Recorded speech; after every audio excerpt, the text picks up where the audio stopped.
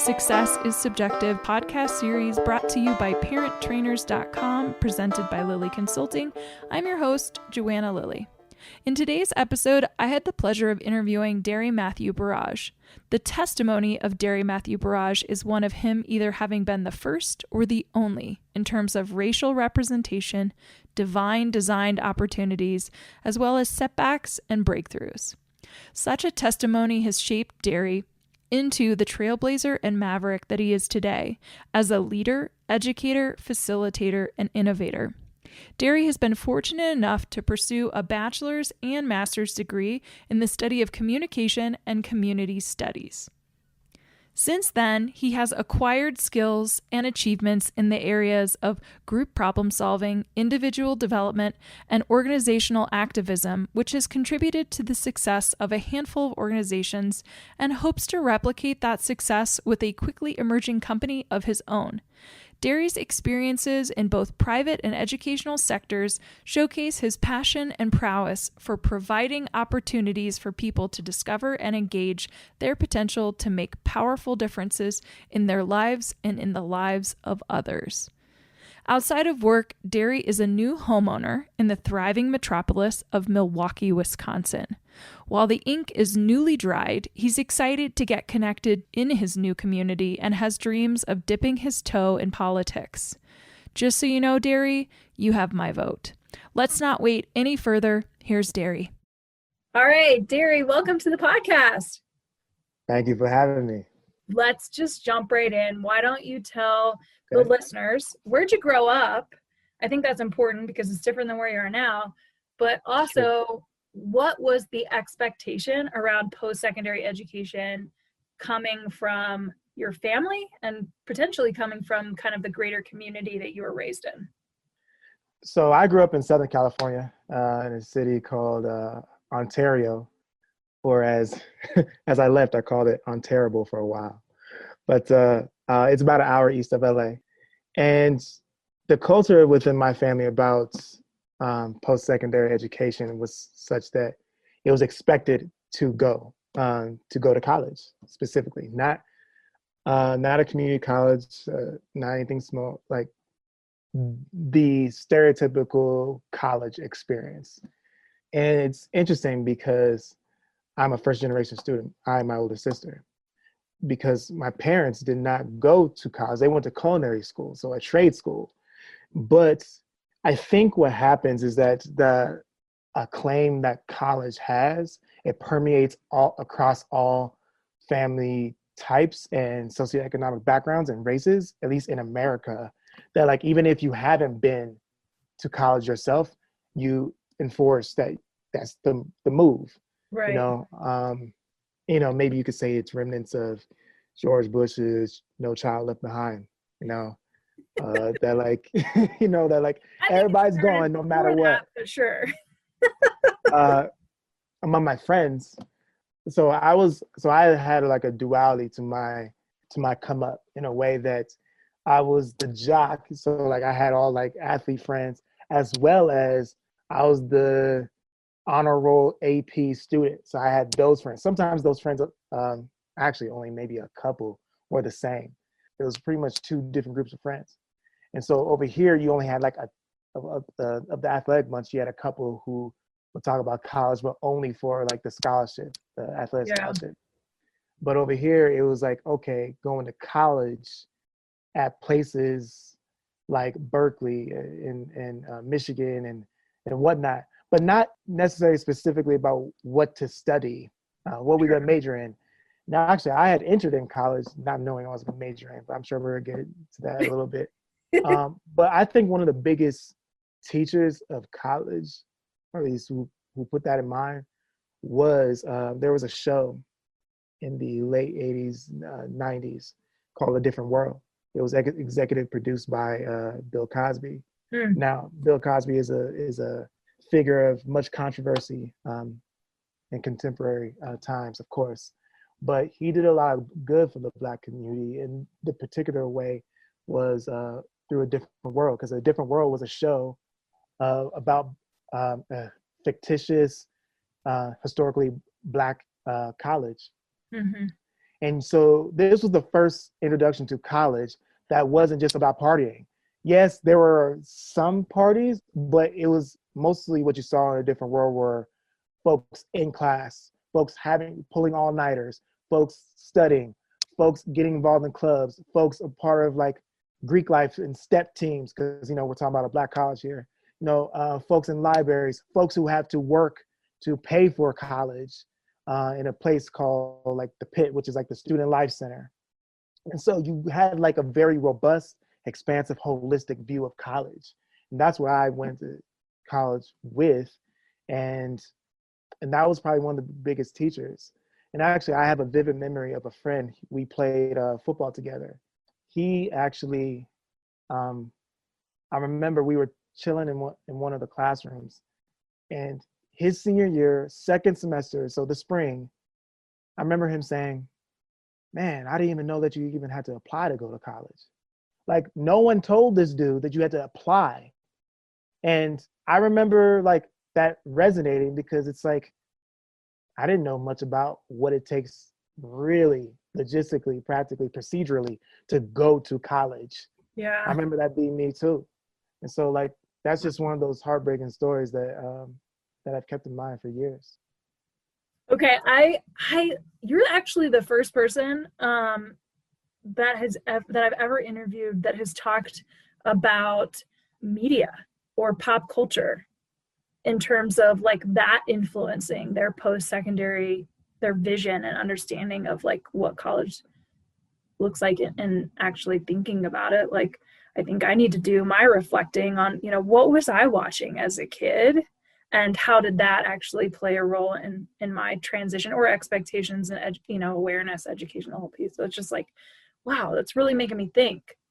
So I just I want to hear, like, with that knowledge, right, too, you're like, oh, maybe I don't really know the procedure, the logistics, or the nuts and bolts of how I actually get to college, because we just like have this perception of like, you go to college, but nobody's really talking about the steps you have to take to get there. So I'm curious about the steps that you took, where you went, and what that initial transition was like.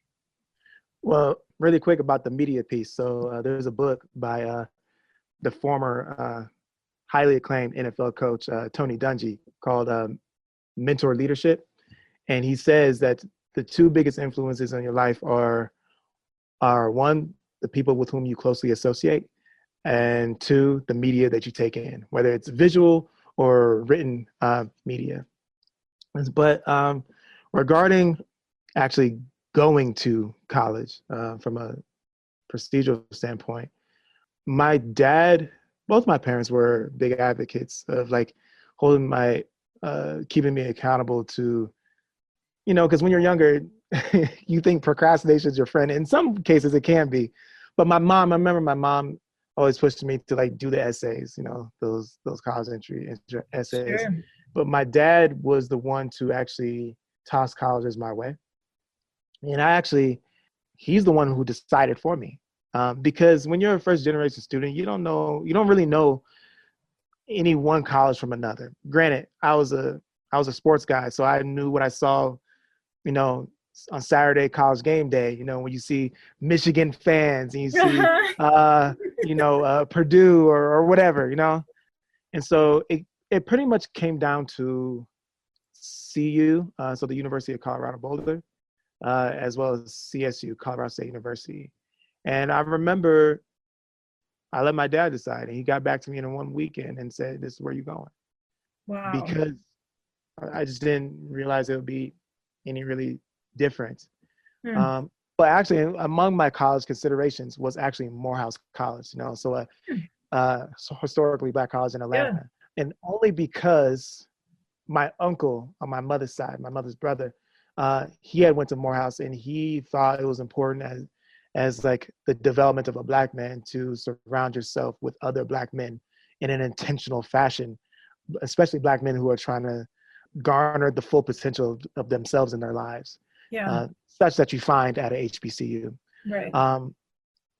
This is a whole other podcast here, but there was what had emerged for me when I was younger was some Black imposter syndrome. And so like that didn't lend itself for me to take full interest in going to Morehouse.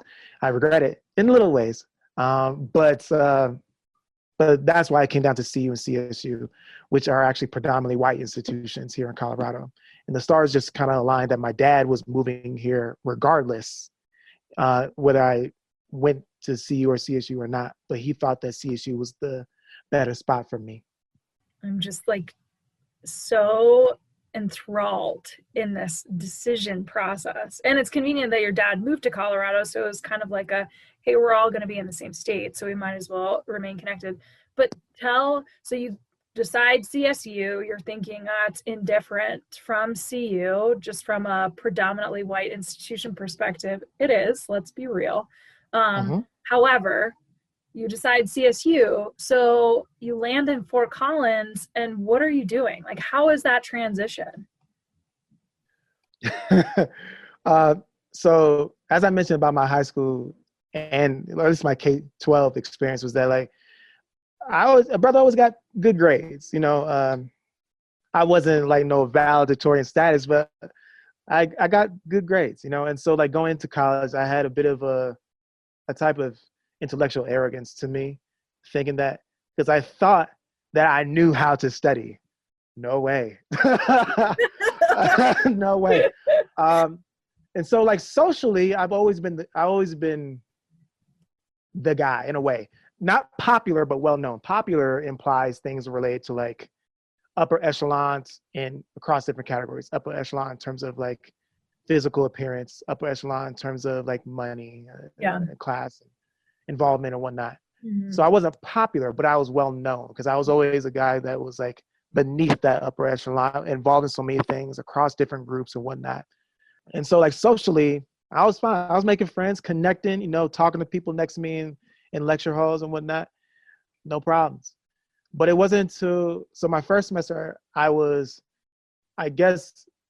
undeclared seeking business, particularly accounting, if you can believe it. I know, crazy, right? Because I'm not a numbers person at all, but hey. And actually just to back up, the reason why I was seeking business is because once again, being first generation, I didn't know that there are all kinds of majors. There are literally hundreds of majors on a college campus. And I didn't know any of them. And so I just picked business because that's the only thing I had been acquainted with, you know? But my first semester of college, I took a course called horticulture because I just, you know, to fulfill a science credit. And I got a wake-up call because, you know, the first test was coming around. And I did what I thought was studying, but, you know, not very sophisticated method. And I took the exam. I thought it was fine. But a couple weeks later, so check this out, a couple weeks later, I won't say his name, but the professor is like, okay, I got your grades. I'm going to hand them out after class. Cool. Slide me my B, you know, let's get it over with. And so outside the class, he starts calling out names, handing back exams, and he gets to one and stops, pauses, and slides that bad boy in the back. I was like, who's his ass, you know? And then, you know, continues calling names, you know, Bobby, Denise, Dre, Keisha, whatever, right? Oh, I'm sorry. This is a predominantly white institution. Johnny, Jefferson, I don't know, whatever. And so everybody disappears around me, and I'm the only one left. And he has one exam left in his hand. And so he walks up to me, not me to him, but he to me, gives me my exam, and it said 46. And this exam was not out of 50. This was out of 100. And so he's like, perhaps you should rethink your place in this course. And at that time, my brother was feeling a little self-conscious. And so I interpreted his words as perhaps I should rethink my place in college. Yeah. Wow. I think, wow, that really makes me think about a lot of things because, you know, the conversation about the disconnect between like student affairs side in terms of approach versus the faculty, you know, like academic affairs side of an approach, and especially with it being your first exam, your first semester in college, and you haven't shifted the mindset, right? Like, let's be real, the majority of college students have that, like, hey, I was able to get by and I was above average in high school, and then I get to college and like I'm gonna think that, like, unless you make a real intentional shift, like, you're gonna have that slap in the face. But to have somebody say first exam, like, you should really reconsider being in this class. I mean, like, my head goes to, does the syllabus indicate that you're automatically going to fail the class just because you failed the first exam? Or was that, like, seed planted and like all sorts of layers that need to be, again, for a separate podcast of like, holy cow. But I digress. I am a little bit heartbroken for you that was the first like serious college exam that you had, and that was the immediate kind of, because that's not just an intellectual response, that's an emotional response.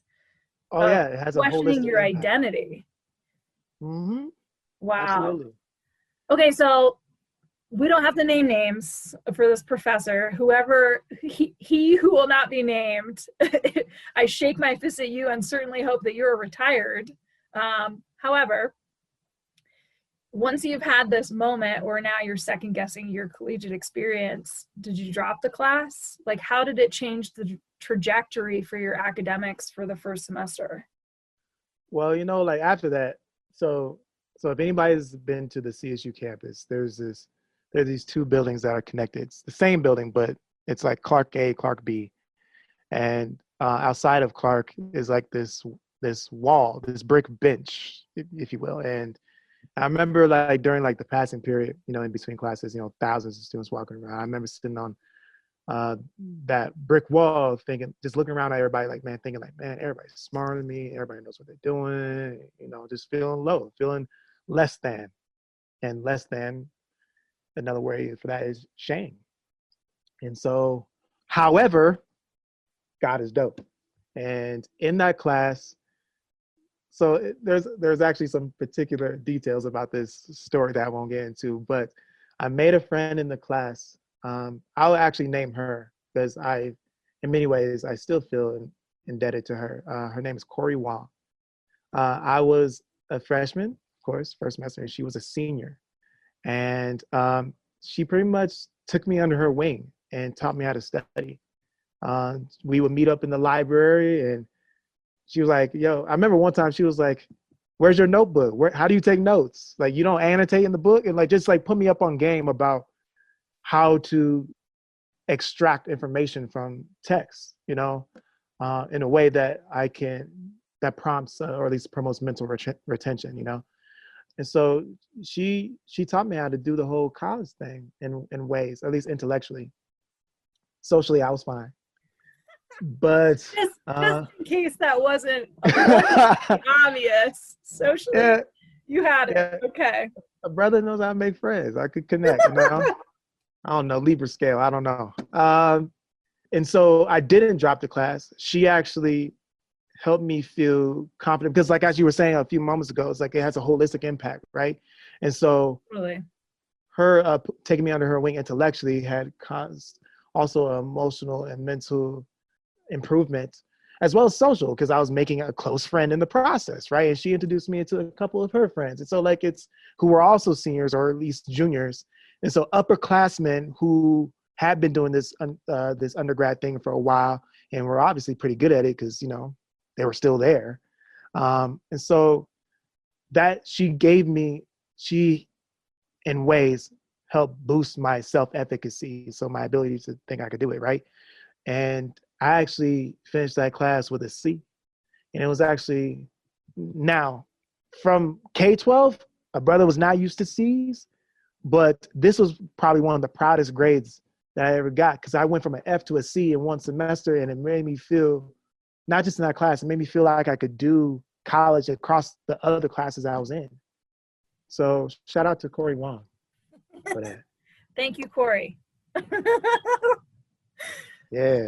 So beyond that, just talk high level in terms about, that was the turning point, that social connection. Not only was it the social connection, but it was also she was a mentor in teaching you how to actually be a collegiate level learner.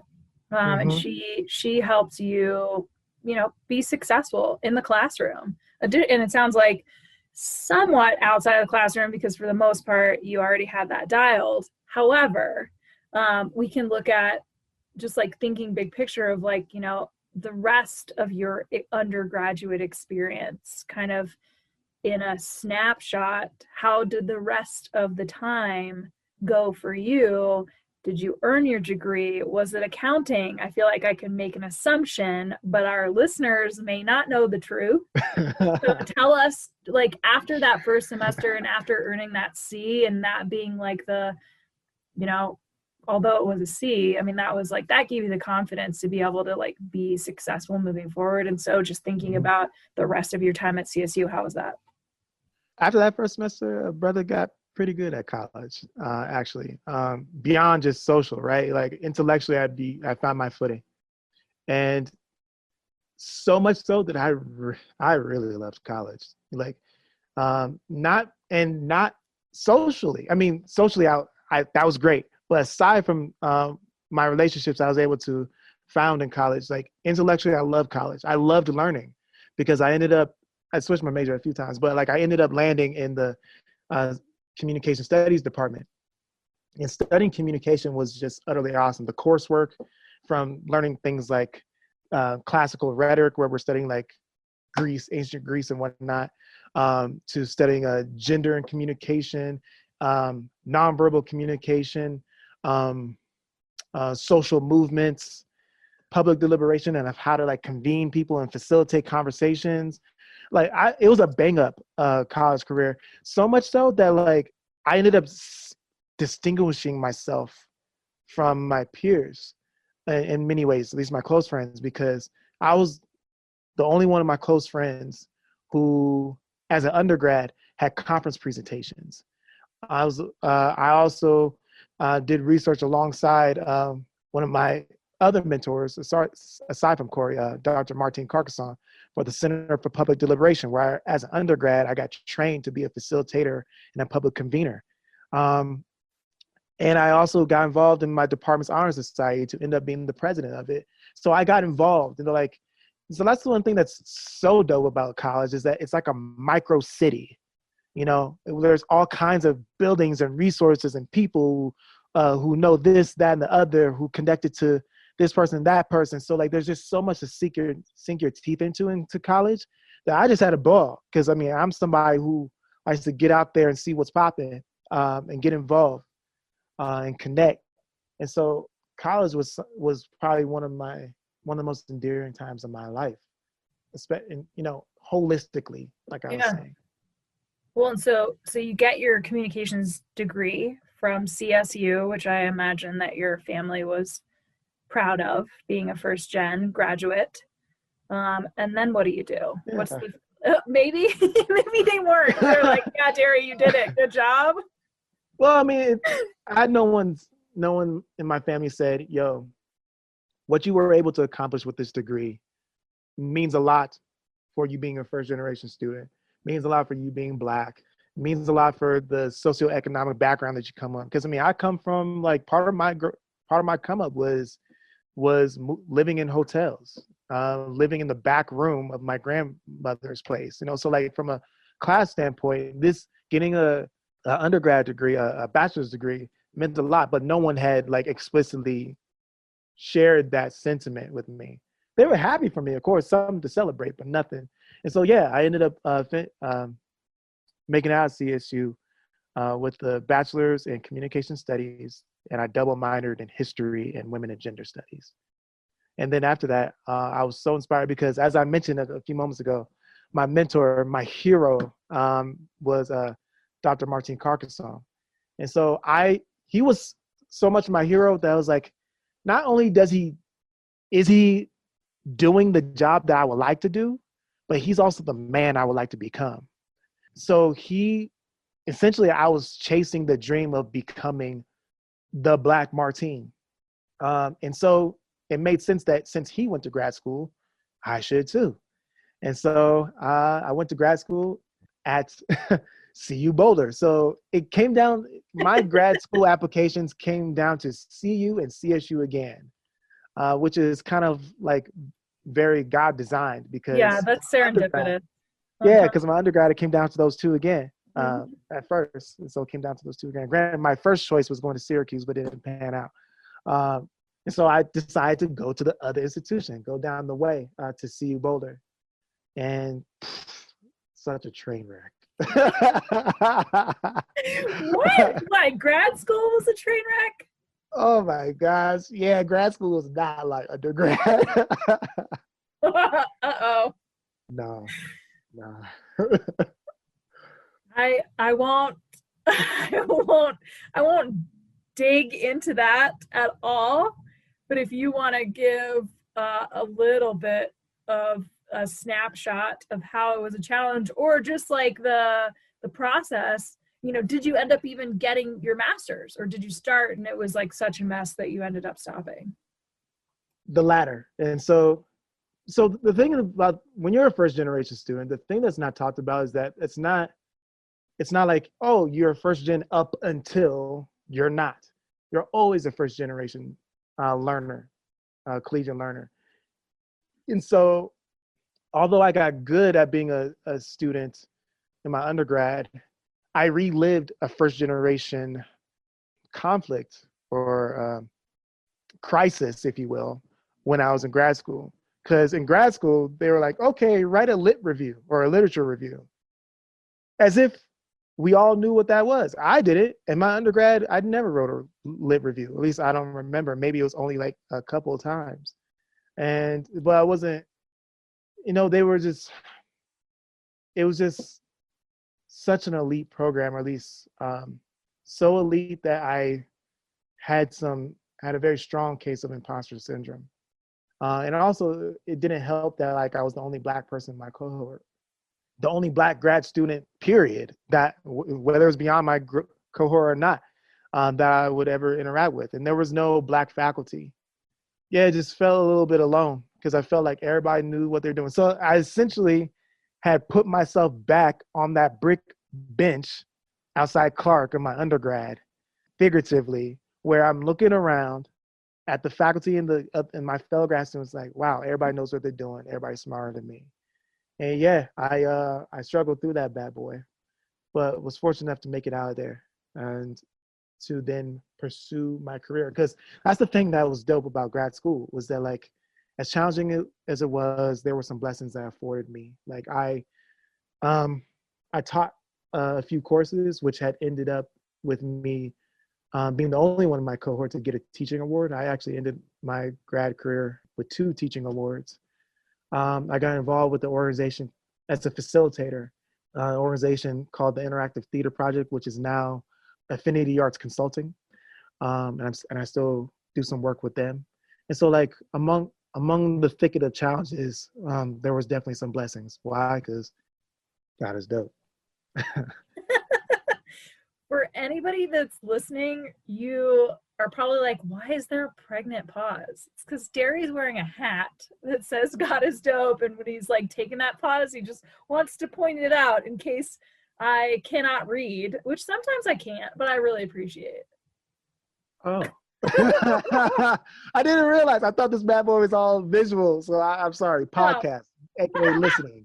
Makes sense. Awesome. I'm so glad I get to see you right now. It's fantastic. My fault, my people out there. So moving on, right? Like you've kind of had like this cycle repeated again, where you found yourself in this place where you really were sitting in shame, questioning whether or not you were good enough to be there, and you managed to make it through. I mean, again, similar, like other end, now you're standing alone than your peers in your cohort, because you have managed to navigate and learn how to master making it work for you. And then you have the spotlight on you because you have like done these amazing things. So now you're out in the world. What are you doing to share your enthusiasm for education and the word? Well, yeah, we out here. So what I'm doing now, so I guess just to paint the line a little bit. So after grad school, I did go back to CSU to work for CSU, which is how you and I met. Blessing to my life. Then after that, after leaving CSU, I went on to become a corporate trainer for a little bit. And then I ended up working for Denver Public Schools. And what I do now is that, so let me put it to you this way. Officially, what I do now is I do career development programming with high school students. And so I have a region, a collection of high schools that I work with. But unofficially, what I do in my department is I do organizational culture work. So that's things related to new employee orientations, to all the way through the employee life cycle, which is branded terminology, to doing exit interview stuff with staff. And so I guess my life, the testimony of my life, Joanna, has been such that I've either always been the first or the only. And I've lived that up throughout the course of my life. And so what that looks like now is that this organizational culture work that I do in my department, it's the first of its kind. I'm the first one to prompt this type of programming because essentially I believe in the full potential of staff, the people that comprise of organizations. And so, but in terms of my work with high school students, and I guess it's kind of like a send-off message that I always tell students, young folks, whether it's high school students or undergraduate students, like how I used to mentor, I guess, is don't live a life of just, where you're just a student, where you're just going to class. When you limit your life to just you won't reach your full potential. And so, for example, for those students who are listening out there, don't just be a student. Like get involved. It's make connections. Granted, there are certain situations in life that perhaps reaching your full potential is just being a student. But I think for someone who, such as myself, who thinks a lot about legacy and making an impact and doing everything that I do with the pro-social undercurrent, pro-social as in the favor of a collective, of a population, I'm always thinking and advocating that how can you make a difference? It was actually a sophomore year, first semester, I took a class called Rhetoric and Western Thought. And one of the most important questions I was ever introduced was by a faculty member, by Dr. Gregory L. Dickinson. He asked our class, what wisdom would you impart on the world if it were your last chance? And that question has always stuck with me. And that kind of founded the path for me to forge of what will be my impact. And actually, one of my favorite quotes is from the Iliad, Odyssey. It says, let me then not die ingloriously and without struggle, but let me first do some great thing that will be told by men hereafter. So it's all about legacy. And I always think about these things. And so I always impress upon people to discover your legacy. And actually I know I'm giving a lot of references here, but there's this book called A Leader's Legacy by Kuz and Posner. And one of the chapters begins, it just hits you right in the throat, comes right for your neck. And it says, are you here in this life, on this world? Are you here to do something, or are you just here for something to do? And whoa. Yeah. And so, and I try to infuse this sentiment of legacy and impact, or at least a pro-social impact, and have it be interwoven in all the things I do. And all the people that are connected with all the things I do, I'm always advocating for them to at least entertain this sentiment of pro-social legacy. Well, I feel like this is so appropriate for me to just like, this is not me coming for the throat punch. Let me just be like clear and front loading that. But I think I need to be direct and asking the question based on what you just shared. Do you view yourself as successful? Yes, successful because, so if my life were a statistic, I should either have multiple children that I'm not involved in their lives, or I should be in jail, or I should be dead. Given the background that I have, given the generational trauma that is being Black as well in America, as well as the generational trauma of my family, that is indeed, from an epigenetic standpoint, that is indeed interlaced in my fabric. Yeah, I shouldn't be here. I shouldn't have the home that I have. I shouldn't have the job that I have. Shouldn't have the partner that I have, the relationships I have. And so, yes, I am blessed to still be here on this planet, and still blessed to be in a state of becoming. And not a lot of people have that opportunity. So yes, I am successful. However, to push the terminology further, Kuzin Posner in that book, A Leader's Legacy, says that it's one, they don't use this exact phrasing, but it's this idea that it's one thing to be successful, it's one thing to be significant. And so I'm trying to live a life of significance, difference-making endeavors in relationships. And so it's a life of despite, Joanna. That despite my upbringing, despite the body I'm in, despite the stupid stuff that I've done before, this not stupid, just a little short-sighted and misguided. Despite that, I'm here and I'm still able to tell a story that I hope ignites passion and ignites action. Mm-hmm. Because in one of Kuzin Posner's books, The Leadership Challenge, they have this quote that says that one of the greatest journeys that you can embark on is going from your mouth to your feet, where you actually do what you speak. And so I'm hoping that through this podcast right now between you and I, and through just your podcast aside from me, that we're able to help people make that journey from their mouth to their feet, or at least from their head or their heart to their feet and to their hands. Totally. I'm actually kind of blown away, because I feel like you've already imparted so much, not just wisdom, but it does feel like significant, right? We're talking about the difference between success and significance. What you've shared has been very significant and profound for our listeners.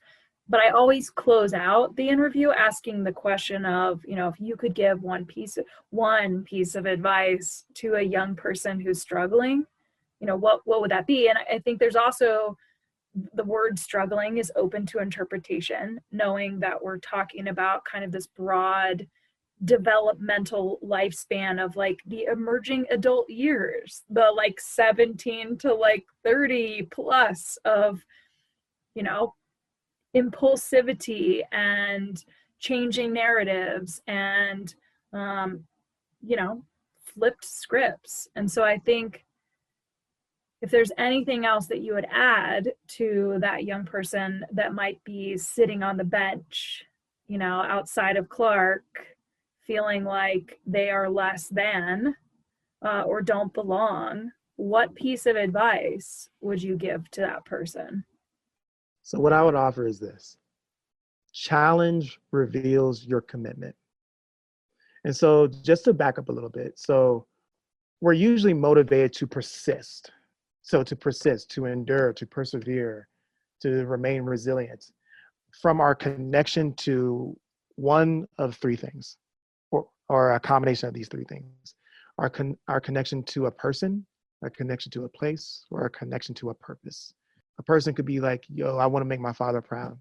A place could be like, yo, I understand that what I'm doing and where I'm at is challenging, but it's the way that it keeps me close to the mountain so I could go ski, for example. Or a purpose, you are driven by a core why or a reason. And so I think challenge reveals your commitment or tests your commitment to either one of those three things. Your commitment to a person, or a place, or a purpose. And so if you're really about something, your challenge will invoke the question of like, what do you got? How committed are you to those things? And because if you're truly committed, if you're really about it, you will persist through that challenge, despite that challenge, because your soul is knit to that connection point, that purpose, that place, or that person, place, or purpose. Yes. I love that. And we're constantly challenged in our lives. And it feels like, at least when you step foot on a college campus, it really hits you pretty hard and pretty quick that there are constant challenges. And so I think that advice that you just shared is, again, at least one person is going to hear this and it's going to resonate with them and it's going to get them through. And that's exactly what they need. So Darrie, thank you so much for being on the podcast and for sharing your story. Oh, word. Yeah. I'm happy to do what I can for folks and at minimum for you, system. So thank you for having me.